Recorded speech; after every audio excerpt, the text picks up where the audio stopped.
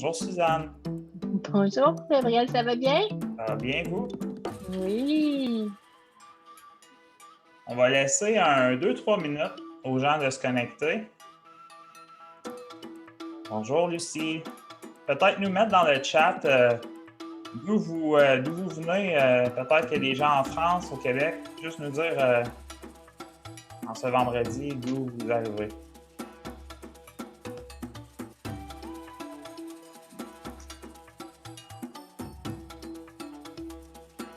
Mascouche, Laval, la Gaspésie, de Sainte-Julie, bonjour Manon, Boisbriand, Québec, Normand, Montréal,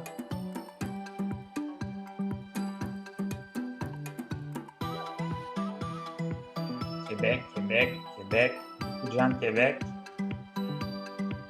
Sherbrooke. Chez nous, la ville, c'est Bonheur, Doris. La ville du bonheur. Aruntic, ça, je connais pas ça, Lucie. Connais-tu ça, Daniel, Aruntic? Ça doit être dans le nord, ça. Ouais, sûrement. Je sais qu'on a des gens de Ouagadougou, en tout cas, qui viennent de se connecter. Ouagadougou, tu connais ça, Gabriel? Oui, ça, je connais ça. OK. On va laisser encore 2-3 minutes. Bonjour, Adama.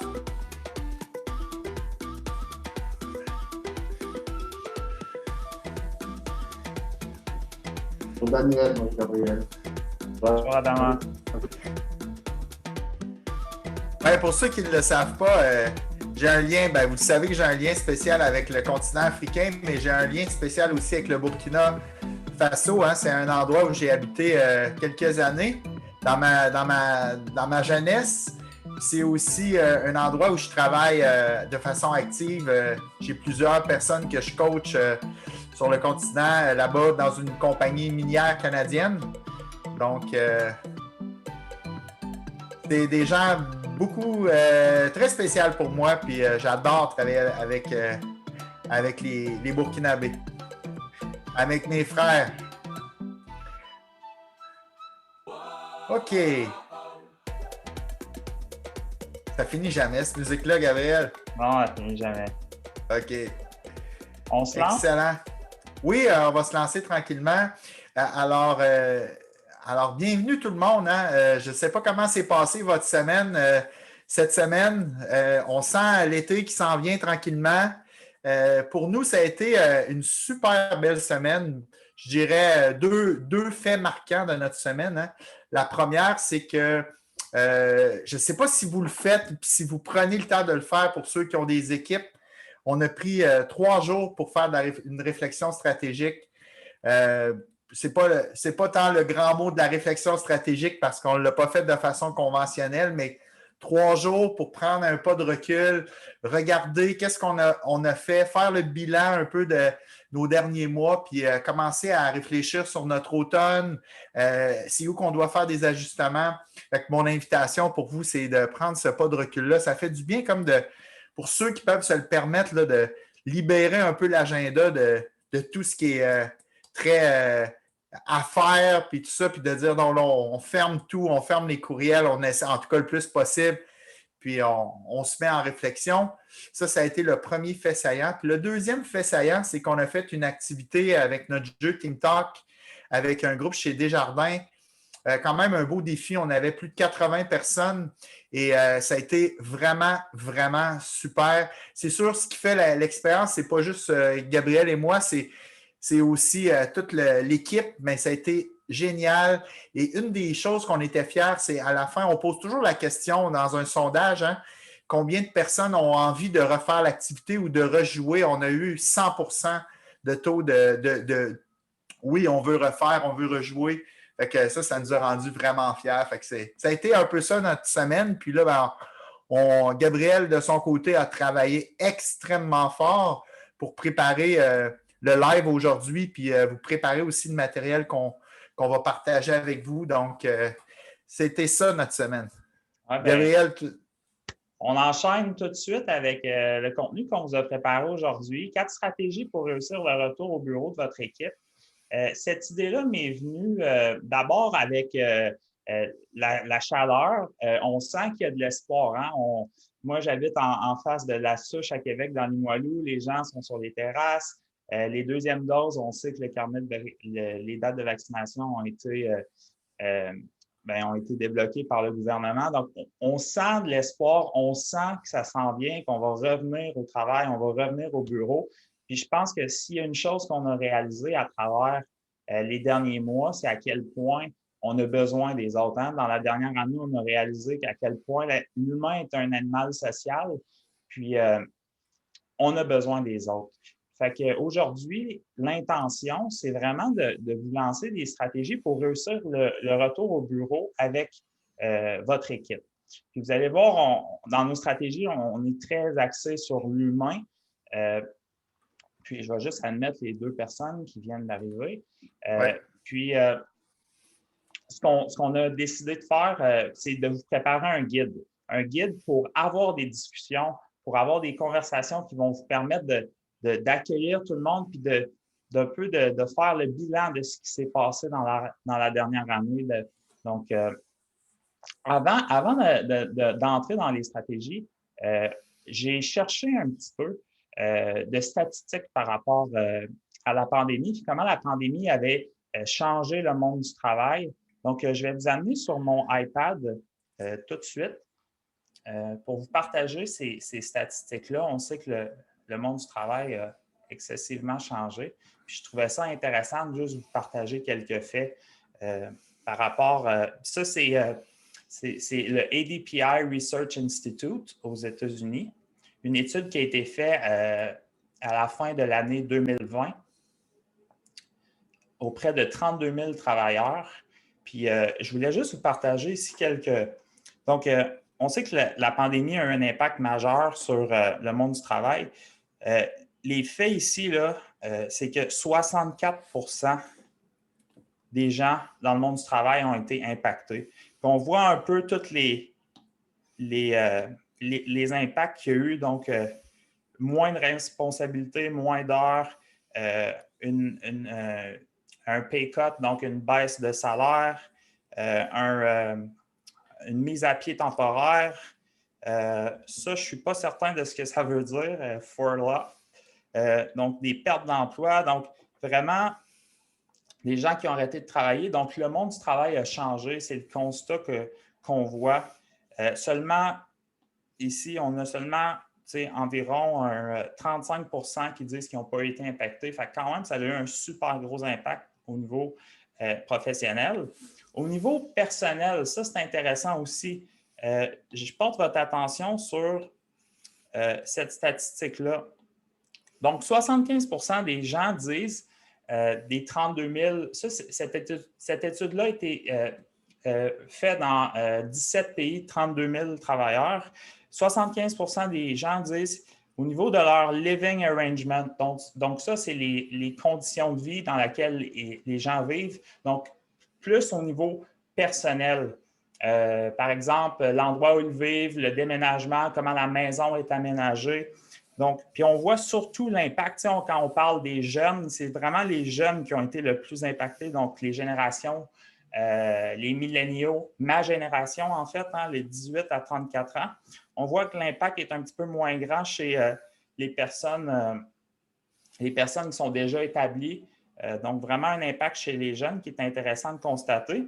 Puis, malgré tout ça, malgré tous les changements qu'il y a eu autant au niveau professionnel qu'au niveau personnel, ce qui est super intéressant ici, c'est que malgré ces changements-là, les travailleurs à 86% se disent optimistes quant au futur du monde du travail. Donc, en 2020, le chiffre était de 92%.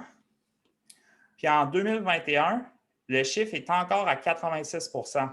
Donc, oui, l'optimisme a un petit peu baissé, mais quand même, il reste qu'il y a une belle vague d'optimisme, puis les gens restent positifs par rapport à tout ça. Fait que c'est super intéressant. Puis peut-être que ça nous amène à ma slide suivante qui est de dire ça a été quoi les avantages de la pandémie, qu'est-ce que ça a permis dans le monde du travail. Puis, tu sais, c'est vraiment là qu'on voit que plus de flexibilité au travail, la possibilité de développer des nouvelles habiletés, the way I do my work, donc la latitude, l'autonomie dans laquelle je peux faire mon travail, l'équilibre que ça a amené au niveau les opportunités d'avancement de carrière, financial security, donc la sécurité financière.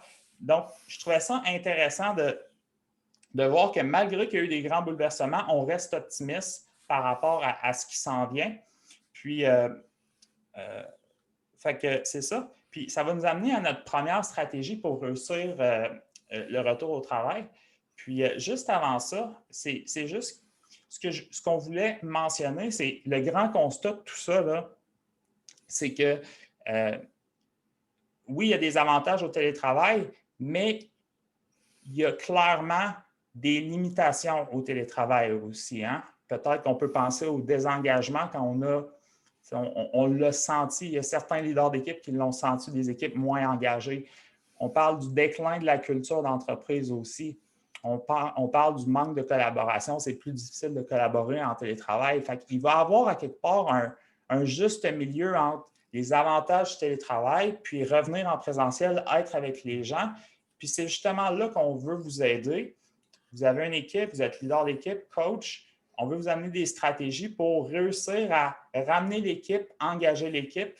Puis c'est un peu ça qu'on va aborder avec vous aujourd'hui.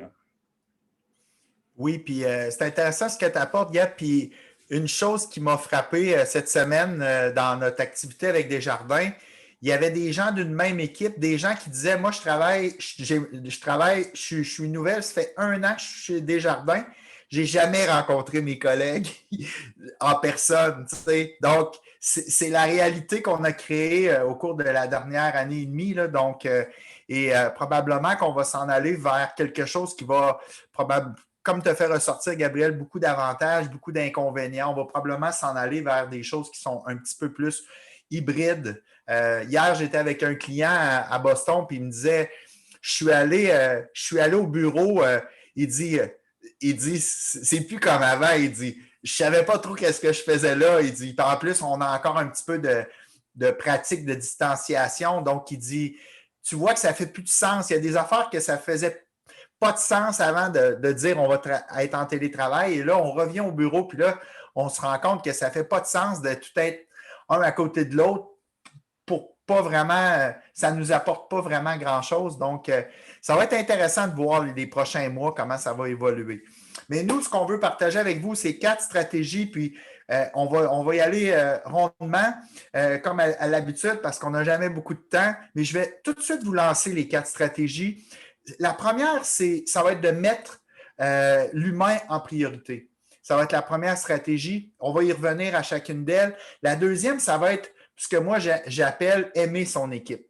Il va falloir qu'on monte à notre monde qui sont importants et qu'on les aime. Troisième chose, c'est qu'on va devoir reconnecter l'équipe, reconnecter l'équipe, les liens entre les personnes. Et la quatrième stratégie, ça va être comment on va redéfinir nos façons de faire ou ce qu'on appelle, nous, dans notre jargon, les ententes de collaboration. Donc, c'est les 4 éléments là, sur lesquels on veut parler. La première stratégie, la stratégie de mettre l'humain en priorité.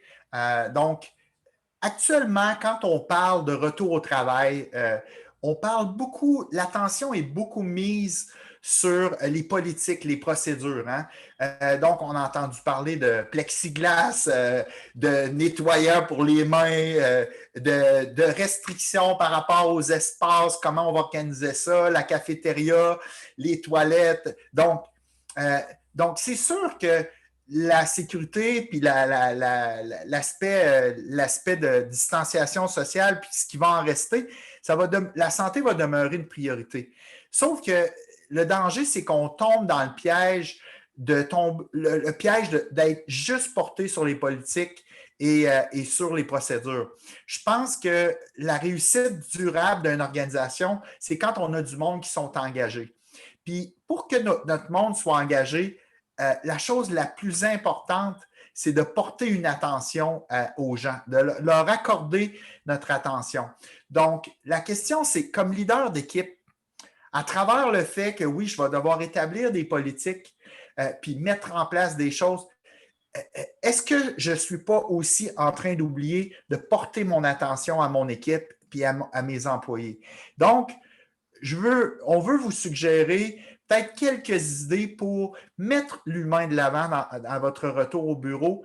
Puis la première chose qu'on pourrait vous suggérer ou qu'on vous suggère, c'est peut-être de créer un sondage pour comprendre comment la réalité de vos employés a changé, hein? Pour prendre le pouls de votre équipe. Hein? Pourquoi prendre le pouls de votre équipe? Bien, justement, pour pouvoir vous ajuster, ajuster le tir, mieux comprendre ce que l'équipe a vécu, mais surtout, l'équipe est rendue où? Est-ce que les gens veulent revenir au bureau? Est-ce qu'ils veulent rester en télétravail? Est-ce qu'ils seraient à l'aise avec une version hybride? Et ça va vous permettre, tout ça va vous permettre d'adapter votre message comme leader. Puis c'est un peu mon deuxième point, la deuxième idée, c'est qu'il faut préparer vos premières communications pour le retour au bureau. Hein? Les gens vont avoir besoin de se faire rassurer. Hein? L'être humain comme ça, on n'aime pas le changement, puis là, ça va être encore un nouveau changement. Donc, il va y avoir des craintes, de l'incertitude, et donc, ça va être important de les rassurer. Et il faut essayer je pense, de communiquer nos messages à travers les yeux et à travers la réalité de nos gens. Qu'est-ce qu'ils vivent, les gens? Tu sais, Gabriel, tantôt, nous partageait que 75% des gens ont été affectés par la pandémie, par la façon, par le chamboulement personnel, hein? Se réorganiser, changer notre lieu de travail, peut-être changer d'ordinateur, avoir une deuxième, troisième écran. Donc, il faut tenir compte de tout ça et tu sais, de parler leur langage, hein, avec des phrases comme je sais que plusieurs d'entre vous se sentaient comme ça ou plusieurs personnes m'ont partagé dans le sondage. Donc, de vraiment leur parler à travers leurs mots. Et je dirais l'autre chose comme leader, ça, je reviens souvent dans mes coachings là-dessus, l'importance comme leader, vous êtes dans le même bateau que le reste du monde. Hein? Donc, de partager comment vous avez vécu la pandémie, qu'est-ce que vous avez trouvé difficile, qu'est-ce que vous trouvez encore difficile et qu'est-ce que même vous trouverez encore difficile demain. Donc, pour permettre de renforcer votre message, mais aussi de faire sentir que vous êtes tous dans le même bateau. Donc, peut-être on oublie les courriels en dormant, les communications trop officielles. On a besoin de quelque chose de plus humain, de plus engageant. Et puis, tu sais, je n'ai pas toutes les idées, mais tu sais, au lieu d'envoyer un courriel qui va parler des procédures puis du retour au bureau, pourquoi pas imaginer une vidéo que vous pouvez faire comme leader, quelque chose de dynamique dans un lieu inspirant dans lequel vous allez pouvoir partager votre vision, comment vous voyez les choses, votre intention pour les mois à venir. Puis ça peut être une vidéo, bien, ça peut être aussi n'importe quelle autre bonne idée créative que vous avez peut-être auquel vous avez peut-être pensé. Donc, Gab, je ne sais pas si tu aurais autre chose par rapport à comment on peut mettre l'humain en priorité.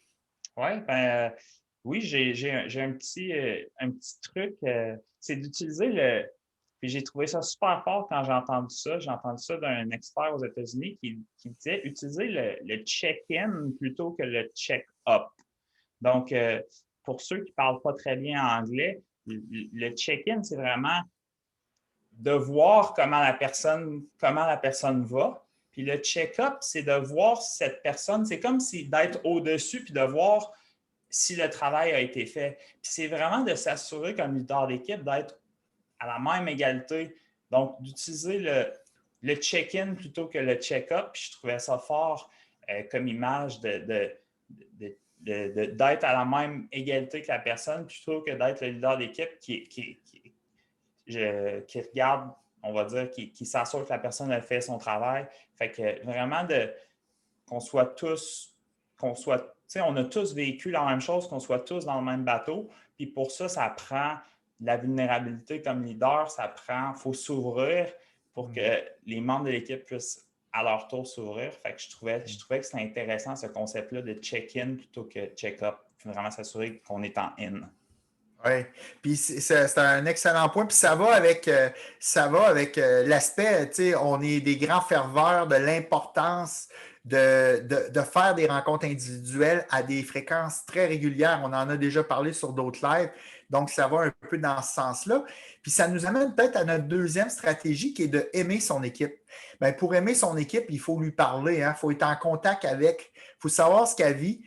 Puis, tu sais, une des choses que je trouve, c'est que le télétravail, ça nous a clairement peut-être démontré que c'est difficile de faire de la reconnaissance en télétravail. C'est une des choses qui a, je pense, pourquoi notre jeu Team Talk fonctionne autant avec les équipes.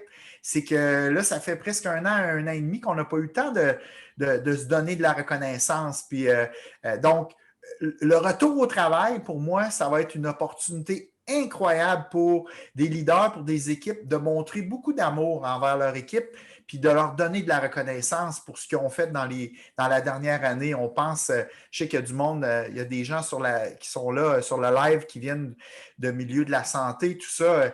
Je veux dire, je n'ai pas besoin de vous dire comment ces gens-là ont travaillé fort depuis un an et demi, là, donc c'est vraiment fort. Et le monde, on a besoin de reconnaissance. Pourquoi? Parce qu'on a besoin de sentir que ce qu'on a fait puis ce qu'on fait, c'est utile. Hein? Donc, c'est vraiment important. Puis, il y a une étude où ça vient des tendances du capital humain, une étude de Deloitte qui est faite à chaque année et où le sentiment d'appartenance est plus important que jamais. Puis là, on l'a comme effrité, notre sentiment d'appartenance. Hein?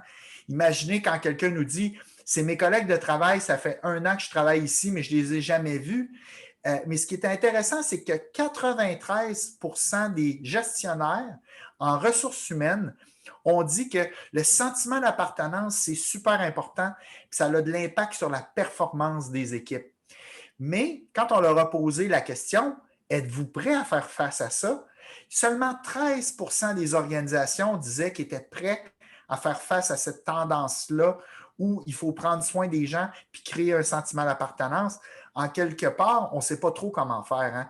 Donc, il y a un écart clair entre le besoin de créer ce sentiment d'appartenance-là puis l'état de préparation, comment on est préparé à y faire face. Donc on veut vous suggérer peut-être quelques moyens pour aider les gens. Oui, Gabriel.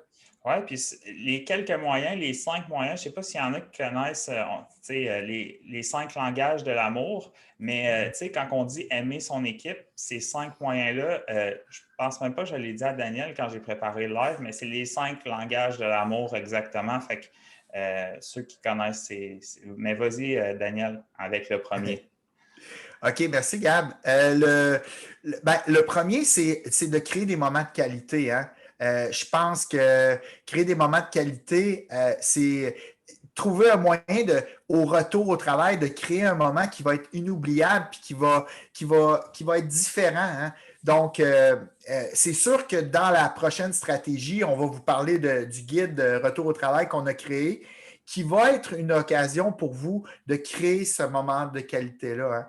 Et il y a une citation de Maya Angelou que probablement la majorité d'entre vous connaît, mais qu'on a mis dans le guide aussi, mais qui est tellement belle. Hein? Les gens oublieront ce que tu as dit, ils oublieront ce que tu as fait, mais ils n'oublieront jamais ce que tu leur as fait ressentir.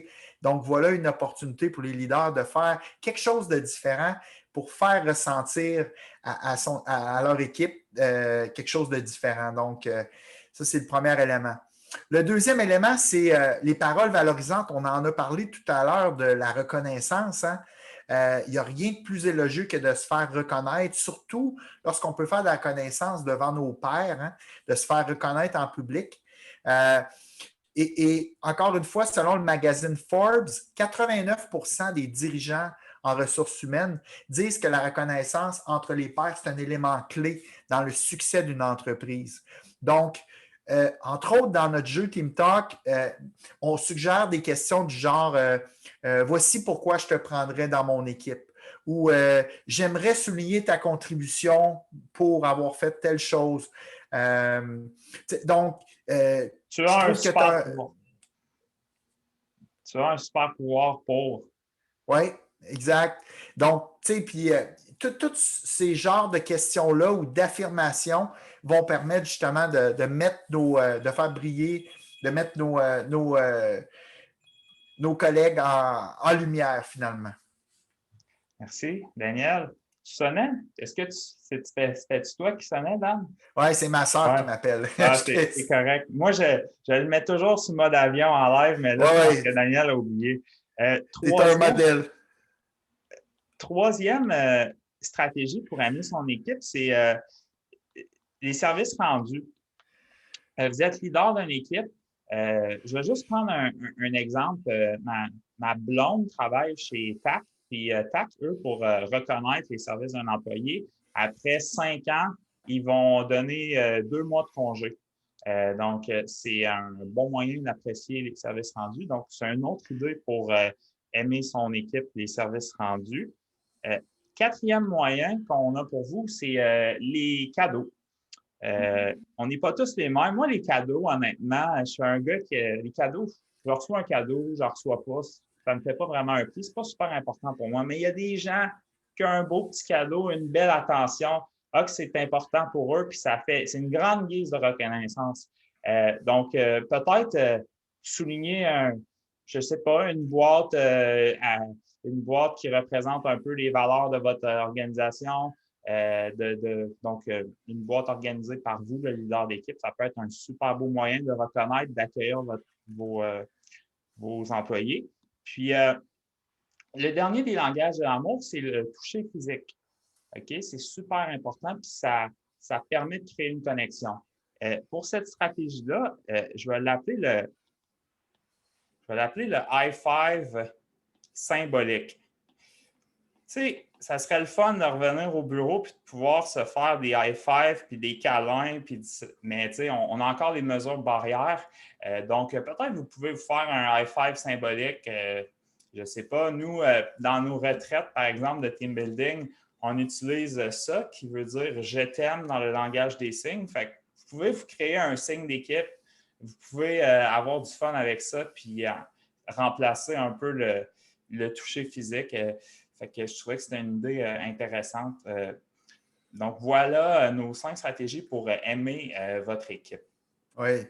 Puis quand on utilise le high five symbolique dans les team building, on le fait dans le cadre d'une activité silencieuse. C'est-à-dire qu'on dit aux gens, vous ne pouvez pas parler, mais la seule chose que vous pouvez faire, c'est faire le signe de je t'aime. Et le signe de je t'aime, c'est lorsque vous sentez que vous avez le goût de donner de l'appréciation à quelqu'un. Et ce qui arrive, c'est que quand on passe 2 ou 3 jours avec une équipe, il y a des moments tout le temps inattendus où les gens font comme ça. Quelqu'un dit quelque chose, puis les gens lèvent la main. C'est vraiment beau. Ça devient un langage où, même présentement, pendant que je parle, il y en a qui pourraient faire ça pour dire « Hey, je t'aime, j'apprécie ce que tu fais. » C'est vraiment génial. C'est vraiment une super idée. Puis peut-être, une dernière chose, je ne sais pas comment ça accorde, Gabriel, dans tes langages de l'amour, mais j'ai vu beaucoup de gestionnaires qui, à des moments particuliers, je pense à un, entre autres, avec qui je travaille depuis longtemps, des fois, un peu sans raison, ils décident qu'ils donnent des cartes d'appréciation pour reconnaître quelque chose d'unique par rapport aux personnes. Et quand ça vient du cœur, puis quand c'est fait avec bonne intention, puis que surtout, ça vient par surprise. Tu sais, à Noël, on s'attend peut-être d'avoir une carte, mais là, en plein mois de juin, ça arrive, tu ne l'as pas demandé, c'est vraiment génial. Puis, et souvenez-vous de tout ça, le mot-clé là-dedans, c'est si on veut des gens engagés, il faut leur porter attention. Et toutes ces stratégies-là peuvent vous aider à porter une attention particulière, faire en sorte que vos gens se sentent spéciaux. Donc, la stratégie numéro 3, est-ce qu'on est rendu là, Gab? Oui, reconnecter l'équipe à travers une activité. Oui, donc, on l'a dit, depuis plus d'1 an, c'est la pandémie. Puis là, on commence à sentir, on va dire ça comme ça, un peu d'espoir. Vaccination, Gabriel en a parlé tantôt, les baisses de cas. On a quasiment envie de tout sacrer ça, les masques et tout au vidange. Et là, il va y avoir plusieurs leaders qui vont dire, bon, là, c'est le temps, on va réunir la gang. Peut-être qu'on va faire des team building avec Ubu, peut-être, on ne sait pas. Puis ce retour au travail-là, ben, ça ne va pas se faire juste avec du désinfectant puis des mesures barrières. Hein. La pandémie va avoir laissé des traces, puis on va avoir besoin de mettre un peu d'humanité, un peu d'amour là-dedans.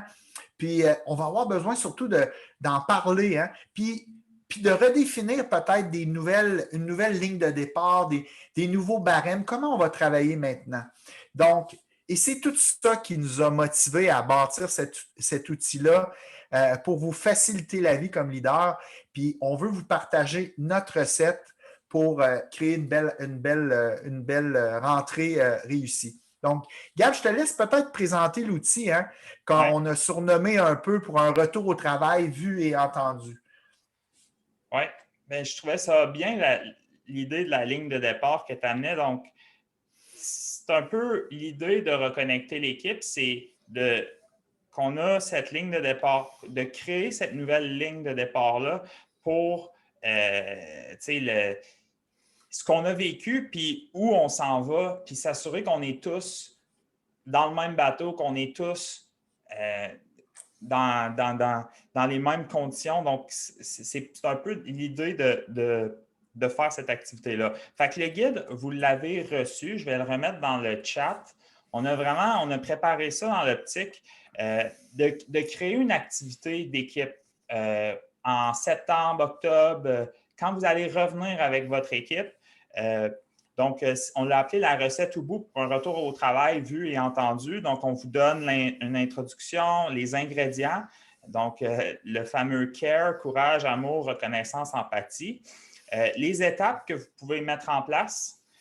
Puis ensuite, vraiment, ça, c'est un bijou. Puis je remercie vraiment, vraiment notre communauté grâce à, je ne sais pas s'il y en a qui sont sur l'appel, mais grâce à vous, on a réussi à assembler ce guide-là. Donc, vous avez 48 questions pour aborder ça en équipe.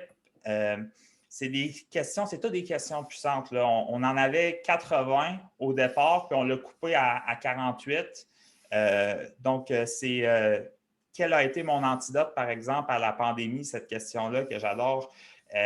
C'est superbe. Ça permet de prendre le pouls de l'équipe. Ça permet de discuter ce qui vient de se passer, puis de voir on en est où en équipe ensemble. Donc, on vous a mis tout ça. Vous pouvez découper ces cartes-là si vous voulez les utiliser en présentiel. Puis si vous voulez les utiliser en virtuel, ils vont être inclus dans notre jeu Team Talk. On va rajouter un paquet pour ces questions-là. Donc, vous pourrez acheter le jeu virtuel si vous voulez l'utiliser en virtuel, mais en personne, vous pouvez simplement découper ça puis jouer en équipe. Fait que voilà, ça résume un petit peu ce qu'on a préparé, l'outil qu'on a préparé pour vous.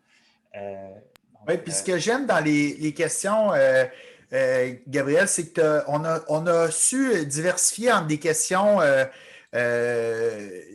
plutôt sérieuses, plutôt profondes, puis aussi certaines questions de nature plus humoristique.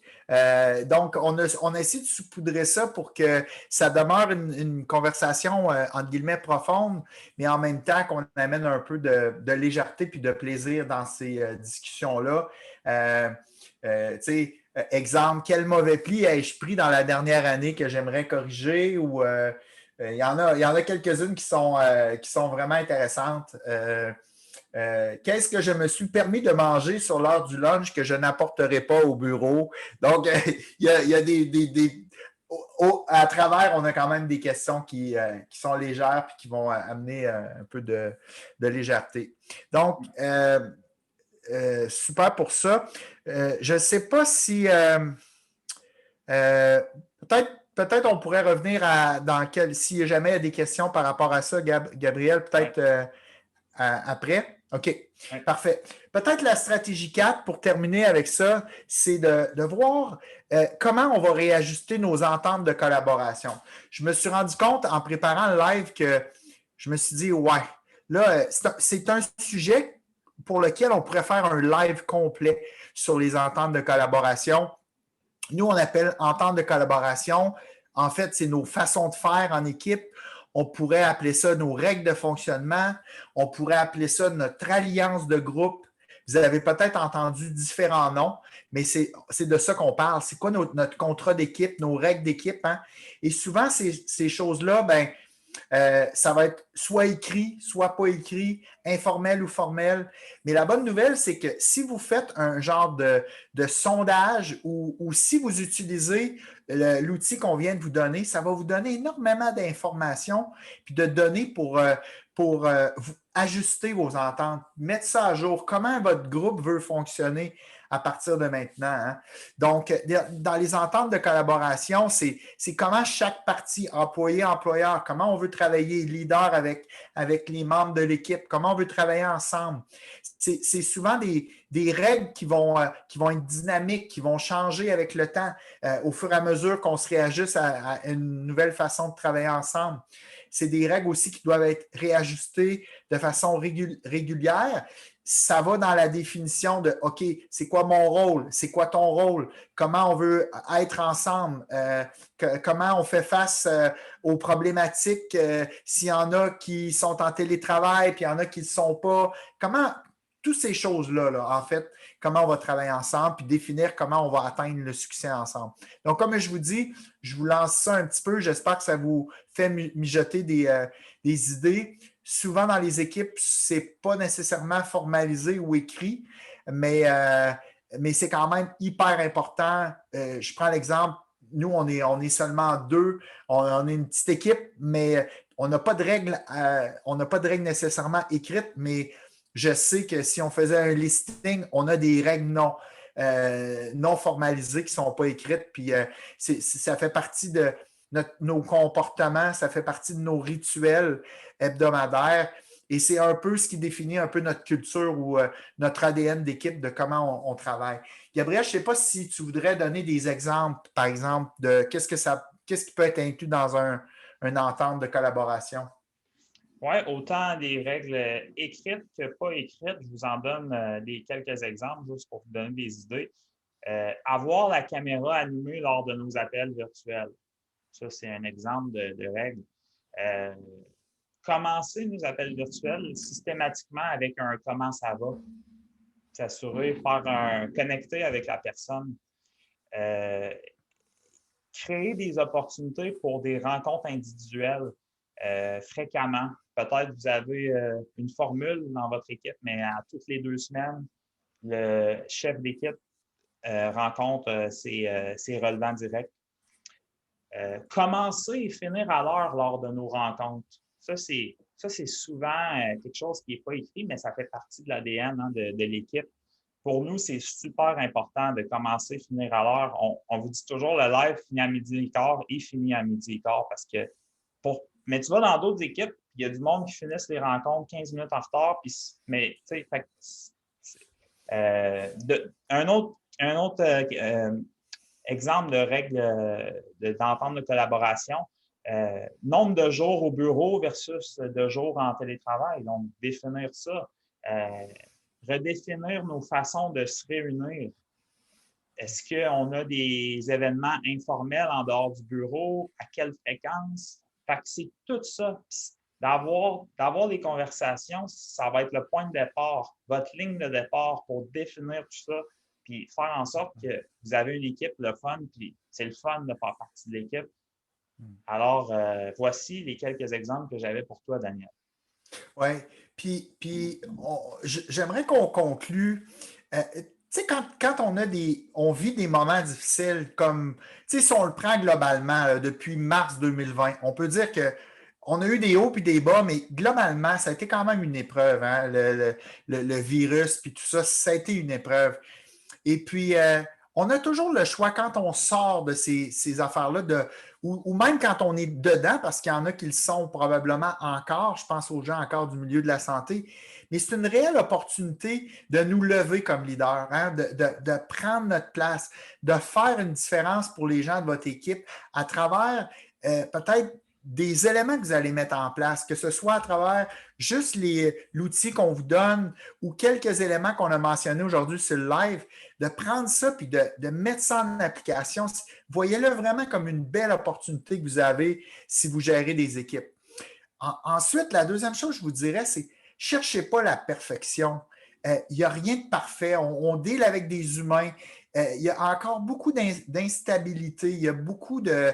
On ne sait pas tout comment les choses vont se placer. Soyez humains, soyez imparfaits, mais au moins soyez. Hein, il y a Simon Sinek qui dit tout le temps soyez simplement le leader que vous aimeriez avoir. Pensez au genre de leader que vous aimeriez qui vous guide en ce moment, puis soyez cette personne-là. Personnifiez cette personne-là. Et créez des expériences humaines. Engagez des conversations. Envoyez pas ça sous le tapis. Faites créez des moyens et des moments pour que des conversations aient lieu par rapport à ce qu'on a vécu puis la suite des choses.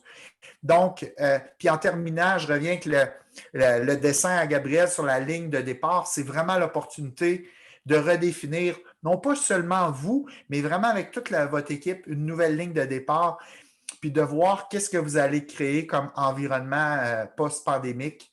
Donc c'est ça que j'ai envie de vous dire en conclusion. Et puis, je ne sais pas, Gabriel, il nous reste quelques minutes. Je ne sais pas si on aurait le temps de peut-être de prendre quelques questions dans le chat, peut-être, s'il y en a qui veulent ou qui ont un élément, quelque chose qu'ils aimeraient qu'on éclaircisse. Puis pendant que les gens réagissent, s'il y a des réactions, j'aimerais tout de suite vous dire, aujourd'hui, on est le 18 juin. Vous savez, normalement, on fait nos lives aux 2 semaines, mais là, il y a la Saint-Jean-Baptiste la semaine prochaine. La semaine suivante, il y a la Fête du Canada. Donc, on va se permettre de passer ces 2 semaines-là, puis on va revenir en live le 9 juillet, dans 3 semaines, qui sera sensiblement notre dernier live pour la période de l'été. Là. Donc, voilà pour ça. Ben, merci à vous tous d'avoir été là.